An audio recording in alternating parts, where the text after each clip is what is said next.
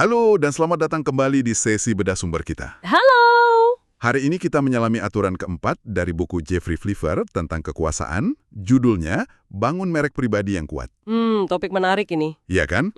Sumber utama kita ya buku itu sendiri. Isinya banyak riset, contoh nyata juga.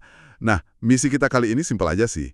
Bongkar kenapa merek pribadi itu penting banget dan gimana cara bangunnya biar Anda bisa lebih berpengaruh, lebih sukses di karir. Oke. Pernah nggak sih Anda perhatiin, ada orang yang kok kayaknya gampang banget gitu dikenal, menonjol. Padahal mungkin banyak juga yang sama pinternya, tapi kok ya tenggelam aja gitu di keramaian. Sering itu kejadian. Nah, yuk kita cari tahu jawabannya bareng-bareng. Boleh. Dan ini penting ya, maksudnya merek pribadi itu bukan cuma buat seleb atau CEO aja loh. Oh gitu? Iya, anggap aja ini gimana ya, persepsi orang tentang Anda di dunia profesional. Reputasi Anda, keahlian Anda yang orang kenal, nilai apa yang Anda bawa. Oke. Jadi reputasi profesional gitu ya? Betul. Ini alat strategis buat siapa saja, termasuk Anda yang lagi dengerin. Buat bersaing dan, ya, memastikan kontribusi Anda itu kelihatan dan dihargai. Nanti kita lihat deh gimana ini bekerja di lapangan. Sip. Oke, langsung aja deh ke contoh dari buku ini ya. Ada namanya Laura Chow.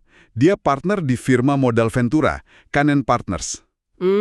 Modal Ventura, oke. Nah, dia ini sadar banget pentingnya merek pribadi. Kenapa? Gini, di dunianya dia, itu buat dapat deal investasi yang paling bagus, para pendiri startup yang keren-keren itu harus kenal dan ingat sama dia. Masuk akal. Jadi merek pribadinya itu kayak marketing dirinya gitu. Biar dia selalu jadi pilihan utama, atau istilahnya top of mind. Nah, ini langsung nyambung ke konsep kunci pertama nih, namanya efek roda gila, atau flywheel effect. Efek roda gila, gimana tuh? Intinya gini, merek yang kuat itu kan bangun kredibilitas. Nah, kredibilitas ini kayak pelumas lah. Dia buka pintu ke koneksi dan peluang yang lebih bagus. Oke. Peluang ini terus ngasih Anda pengaruh lebih, kekuatan lebih. Proses ini saling nguatin. Kayak roda gila itu loh, sekali muter, makin lama makin kencang, dan makin gampang muternya. Wah, jadi kayak bola salju ya? Makin gede, makin cepat gulingnya. Bisa dibilang gitu, di dunia yang kompetitif banget sekarang, merek inilah yang bikin Anda menonjol. Bukan cuma jadi, ya, satu di antara kerumunan aja. Si Laura Chow ini paham banget. Brandnya dia itu jadi magnet buat peluang. Oke, kebayang. Jadi punya merek itu kayak punya roda gila yang bantu karir melaju ya. Terus gimana cara bangunnya? Buku ini bilang kita butuh cerita. Sebuah narasi yang nyambung. Nah, ini dia, narasi. Contohnya ada lagi nih, Tristan Walker. Dia pendiri Walker and Company Brands. Ceritanya, wah unik banget ini. Dia pria kulit hitam dari lingkungan yang keras, ayahnya terbunuh, terus dia bangun perusahaan produk perawatan khusus buat orang kulit berwarna. Pasar yang gede banget tapi ya selama ini kayak diabaikan gitu. Kuat banget ya ceritanya. Iya kan? Yang bikin narasi Walker ini begitu kuat itu kemampuannya dia merangkai berbagai elemen jadi satu kesatuan. Pengalaman pribadinya yang otentik, dia cerita susahnya bercukur sebagai pria kulit hitam. Terus pemahamannya soal celah pasar, ditambah lagi misinya yang lebih besar soal representasi di Silicon Valley. Jadi nggak cuma jualan produk ya? Jauh lebih dari itu, dia jual cerita yang lebih dalam, yang bikin orang klik, yang beresonansi. Nah buat Anda nih, coba deh renungin. Apa ya kira-kira 2-3 kalimat yang bisa ngerangkum pengalaman unik Anda? Keahlian spesifik Anda. Mungkin sedikit kisah pribadi, jadi satu cerita yang menarik dan nyambung. Itu fondasinya. Fondasi narasi merek kita ya? Tapi punya cerita aja nggak cukup dong ya? Katanya kita harus proaktif ceritainnya. Bener nggak? Betul banget, proaktif. Buku ini kasih contoh. Agak getir sih ini. Jeffrey Sonnenfeld, profesor yang dituduh vandalisme, terus dipaksa mundur. Reaksi pertamanya, dia diam aja karena malu. Wah, itu bahaya. Manusiawi sih ya rasanya, tapi ternyata bahaya buat mereknya. Persis. Membiarkan narasi negatif itu berkembang liar tanpa dilawan, itu bisa fatal. Ingat nggak kata orang bijak, kebohongan bisa keliling dunia, sementara kebenaran baru pakai sepatu. Haha, iya benar. Lambat ya kebenaran? Nah, si Sonnenfeld ini akhirnya ngelawan. Dia sajikan versinya, dia punya bukti video juga. Dan opini publik berbalik, dukung dia. Ini bantu dia dapat penyelesaian yang baik. Oh, syukurlah kalau gitu. Pelajarannya jelas banget kan, kendalikan narasi Anda sendiri. Jangan nunggu orang lain yang bikin definisi tentang Anda. Apalagi pas lagi ada masalah. Ceritain versi Anda, aktif, dan ulang-ulang. Wah, pelajaran mahal banget itu, mengontrol narasi. Oke, nah selain kata-kata dan cerita, buku ini juga bahas soal tampilan atau look. Penampilan ya? Balik lagi ke Laura Chow tadi. Dia nggak cuma pinter, tapi sengaja tampil beda. Badannya tinggi, terus dia pakai hak tinggi jadi makin kelihatan menjulang, bajunya juga modis. Oh ya? Katanya sih, ini cara dia ngelawan stereotip wanita Asia yang sering dianggap pendiam atau nggak menonjol. Tampilannya itu bikin dia gampang diingat. Beda aja gitu. Menarik ya, gimana aspek visual ini bisa jadi bagian dari strategi. Coba inget deh, Steve Jobs, dengan turtleneck hitamnya yang ikonik itu. Oh iya bener. Atau Willie Brown, politisi kulit hitam. Dia terkenal pakai setelan Brioni yang mahal banget, padahal dia asalnya dari keluarga sederhana. Terus tujuannya apa? Pamer. Kayaknya bukan soal pamer semata deh, tapi lebih ke memakai penampilan secara sadar untuk ngirim pesan. Bisa jadi itu sinyal keseriusan, atau kreativitas, atau nunjukin akses ke sumber daya. Atau, ya, sekedar biar nempel aja di kepala orang. Biar gampang diingat gitu ya. Iya, jadi pertanyaannya buat Anda. Tampilan kayak apa sih yang konsisten dan bisa memperkuat merek yang lagi pengen Anda bangun? Oke.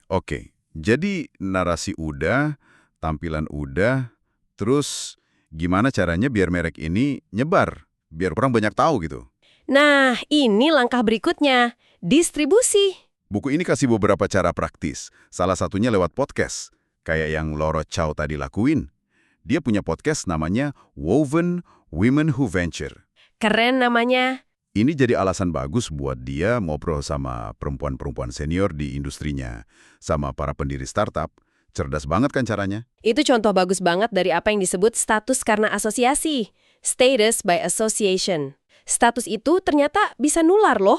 Nular gimana maksudnya? Robert Cialdini pernah cerita soal Baron de Rothschild di bursa saham. Katanya, jalan bareng dia aja udah cukup bikin orang lain percaya sama kenalannya si Baron itu. Wah, sampai segitunya ya?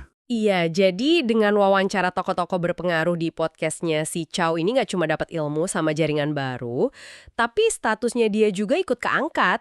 Jadi, ia manfaatkan asosiasi dengan cerdas. Oke, jadi podcast itu bisa jadi alat networking sekaligus naikin status ya? Selain itu apa lagi? Menulis. Menulis. Kayak gimana tuh? Bisa buku, blog, artikel. Jack Welch dari GE kan terkenal banget tuh bukunya. Meskipun mungkin ada ghostwriter yang bantu ya. Ya juga sih. Atau contoh dari Brazil, ada namanya Marcelo Miranda. Dia dari muda udah rajin banget ngulis artikel. Hasilnya apa? Majalah bisnis top di sana masukin dia ke daftar calon CEO masa depan. Jelas banget ini bantu karirnya dia. Keren. Jadi nulis itu masih relevan ya? Masih banget. Nulis itu cara klasik tapi ampuh buat bangun otoritas dan visibilitas. Anda nunjukin keahlian Anda, cara berpikir Anda. Kuncinya ya konsisten, terus pilih platform yang pas buat target audiens Anda. Nggak harus langsung nulis buku kok. Mulai dari blog atau nyumbang artikel di publikasi industri, itu udah langkah bagus banget. Sip. Terus, ada lagi nih, soal hubungan sama media. Katanya kuncinya itu aksesibilitas. Maksudnya gimana? Bikin diri Anda gampang dihubungi dan ya enak buat dilitut sama wartawan. Oh gitu. Tristan Walker yang tadi kita bahas, dia kasih akses penuh ke reporter Fast Company. Hasilnya, artikel 8.000 kata yang positif banget buat dia sama perusahaannya. Panjang banget itu. Wow, 8.000 kata. Itu niat banget ya reporternya. Contoh lain, Profesor Nuria Chinchilla di Spanyol. Dia ahli soal work-life balance. Dia itu selalu usahain bisa diwawancara jurnalis, bahkan kalau waktunya mepet banget. Kenapa dia gitu? Sikap kooperatif ini bikin kerja jurnalis jadi gampang. Ya akhirnya mereka bolak-balik ke dia terus kalau butuh narasumber soal itu. Atau Mark Benioff dari Salesforce. Katanya dia sering angkat telepon dari media sendiri loh. Serius? CEO sekelas dia? Katanya begitu. Intinya jadilah narasumber yang ngebantu, bukan yang susah dihubungi. Kalau Anda mudahkan mereka, ya mereka bakal bantu nyebarin merek Anda juga. Oke, jadi intinya jemput bola ya. Jangan pasif nunggu diliput. Nah, ini ada yang menarik nih. Kadang-kadang, biar benar-benar dilirik di tengah lautan informasi ini, katanya perlu sedikit bumbu penyedap, Bumbu penyedap apa tuh? kontroversi, tapi yang terukur. Wah, main api ini. Iya, tapi katanya terukur. Contohnya Jason Calacanis waktu mulai majalah Silicon Alley Reporter. Dia bikin daftar Silicon Alley 100. Nah, tebak siapa nomor satunya? Siapa yang paling gede perusahaannya? Bukan, dia pilih Esther Dyson. Padahal waktu itu mungkin yang lebih aman ya, pilih perusahaan gede kayak DoubleClick gitu. Kenapa Esther Dyson? Pilihan Calacanis itu sengaja banget, dia tahu itu bakal bikin orang nanya-nanya, kok dia sih nomor satu? Bakal jadi debat. Justru itu tujuannya, biar daftarnya jadi omongan panas. Ah, pinter juga ya. Biar viral gitu ya. Semacam itu. Ini taktik buat nyuri perhatian. Tentu aja kontroversinya harus tetap relevan ya, jangan sampai ngerusak reputasi inti Anda. Ini lebih ke soal berani punya sudut pandang yang sedikit beda atau nggak terduga, biar mancing diskusi. Kayak si Calacanis ini kan sering jadi komentator pedas tapi cerdas di TV, makanya dia sering diundang. Oke, jadi kontroversi yang cerdas gitu ya. Harus pinter-pinter mainnya biar nggak jadi bumerang. Sip. Poin berikutnya nih, soal manfaatin afiliasi bergengsi. Afiliasi bergengsi, maksudnya? Lah Anda punya koneksi ke organisasi atau institusi keren, jangan cuma ditulis di CV doang. Contohnya Sandik Gilani, waktu dia jadi SVP termuda di Lufthansa, maskapai top Jerman itu. Masih muda udah SVP ya? Iya, nah dia nggak diam aja. Dia aktif banget wakilin Lufthansa di World Economic Forum, WEF itu loh, sampai kepilih jadi Young Global Leader, YGL, di sana. Terus masuk Dewan Penasehat Travel WF pula. Wow, aktif banget dia. Dan afiliasi aktif ini ternyata buka pintu lain. Dia diundang ngomong di Stanford. Keterusan jadi ngajar di sana. Wah, Dia bahkan pakai koneksi WF-nya buat undang pembicara top ke kelasnya. Ujung-ujungnya, dia kasih TED Talk. kelihatan banget ya polanya. Satu kesempatan bergengsi, kalau dimanfaatin secara aktif, bisa beranak pinak jadi kesempatan lain. Bener kata Ci Odini tadi, status emang nular. Betul. Jadi kalau Anda anggota asosiasi profesional atau alumni kampus ternama misalnya, jangan cuma pasif deh, cari cara buat terlibat aktif. Setuju banget. Wah, menarik ya efek berantainya itu. Nah, ini ada satu hal lagi nih, yang katanya sering kelewat tapi krusial banget buat branding. Apa tuh? Memastikan Anda dan tim Anda juga dapat kredit atas kerja keras. Jangan nganggap orang lain otomatis tahu atau peduli gitu aja. Ini penting banget, sering terjadi ini. Contohnya Deborah Liu, dia sekarang CEO Ancestry.com. Dia cerita pengalamannya waktu di Facebook. Proyek pertamanya di sana itu sebenarnya gede banget dampaknya ke pendapatan perusahaan. Sekitar 15% katanya waktu itu. Wah, signifikan itu. Iya, tapi kok rasanya kurang dapat sorotan gitu ya? Kurang dihargai kayaknya. Nah, belajar dari situ untuk proyek berikutnya, namanya Mobile App Install Ads, Liu nggak pasif lagi, dia sengaja bangun narasi timnya. Gimana caranya? Dia hubungkan proyek itu ke kebutuhan paling mendesak perusahaan waktu itu, yaitu monetisasi mobile. Terus dia ceritain kisah ini berulang-ulang, kemana-mana, ke atasan, ke kolega, di rapat-rapat. Hasilnya gimana? Hasilnya, proyeknya dapat perhatian eksekutif, dapat sumber daya lebih banyak, dan cerita tim kecil yang bikin gebrakan di saat genting itu nempel banget di kepala orang. Padahal mungkin dampak finansial langsungnya nggak sebesar proyek pertamanya yang senyap tadi. Wow. Ini bukti nyata ya kekuatan narasi yang sengaja dibuat dan disebarin. Banget. Tapi bukannya kalau kita nyeritain pencapaian sendiri gitu kesannya kayak pamer ya? Atau promosi diri? Banyak loh yang nggak nyaman sama hal ini.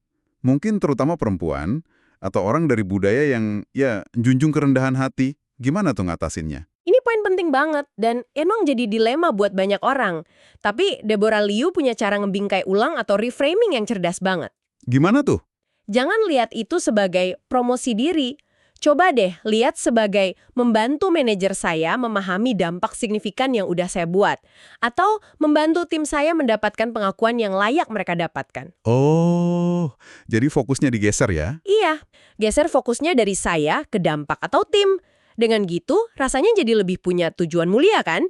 Bukan soal sombong, tapi soal memastikan kontribusi nyata itu kelihatan dan dihargai. Ini kan penting buat kemajuan karir Anda, juga buat tim Anda. Masuk akal banget cara pandangnya. Jadi nggak terasa pamer lagi ya kalau gitu. Oke. Jadi kalau dirangkum nih, aturan keempat ini intinya seolah ngelola persepsi tentang diri Anda secara strategis dan proaktif ya. Betul. Mulai dari bikin cerita yang menarik dan nyambung. Pilih tampilan yang dukung cerita itu, terus sebarin ceritanya lewat berbagai cara, manfaatin koneksi yang tepat, sampai mastiin kerja keras Anda dan tim itu diakui. Dan ini bukan proyek sekali jadi ya, tapi kerjaan terus-menerus. Tepat sekali, proses berkelanjutan. Dan perlu digarisbawahi lagi nih, ini bukan soal jadi orang lain atau bikin persona palsu loh ya. Bukan jadi orang lain ya. Bukan, justru sebaliknya. Ini tentang secara sadar milih aspek diri Anda dan pekerjaan Anda yang paling relevan buat tujuan Anda. Lalu secara aktif ngebentuk dan komunikasikan cerita itu secara konsisten dan otentik. Merek pribadi yang kuat itu aset yang, wah, luar biasa nilainya dalam perjalanan karir Anda buat raih pengaruh dan capai apa yang Anda inginkan. Sip. Nah, sebagai penutup sesi kita kali ini nih, ada satu pertanyaan buat Anda renungkan di rumah. Oke, apa tuh? Coba pikirkan, satu langkah kecil aja, apa yang bisa Anda lakukan minggu ini untuk mulai membangun atau memperkuat merek pribadi Anda? Nggak usah muluk-muluk dulu deh. Langkah kecil ya. Iya, mungkin sekedar update profil LinkedIn Anda, atau coba kontak satu orang kolega lama buat ngobrol. Atau mungkin coba tulis draft singkat 2-3 kalimat narasi merek Anda tadi. Banyak pilihan ya. Apapun langkah kecil itu, yang penting dimulai aja dulu. Setuju. Yang penting ada aksi.